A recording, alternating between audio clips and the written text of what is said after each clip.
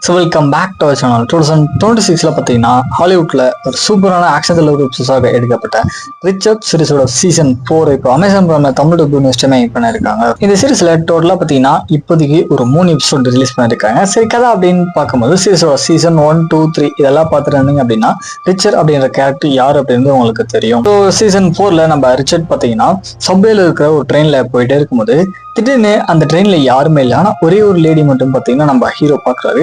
அப்ப அந்த லேடி கையில வச்சிருந்த பிஸ்தலை பாத்தீங்கன்னா இதுக்கு மேல என்னை யாருமே காப்பாற்ற முடியாது அப்படின்னு சொல்லிட்டு தற்கொலை பண்ணிக்கிறான். ஸோ இதுக்கப்புறம் நம்ம ஹீரோ இதை நோக்கி போகும்போது அவரோட லைஃப்ல என்னமான ஒரு ப்ராப்ளத்தை ஃபேஸ் பண்றாரு, தென் அடுத்தடுத்து என்ன ஆக்க போகுது அப்படின்றத சிரிச்சிட ஸ்டோரியா இருக்கு. கண்டிப்பா ரிச்சர்ட் சீரிஸை பார்த்துருந்தா அப்படின்னு தெரியும். ஒரு ஆக்ஷன் சீக்வன்ஸுமே பாத்தீங்கன்னா சும்மா வெறிய எடுத்து வச்சிருப்பாங்க.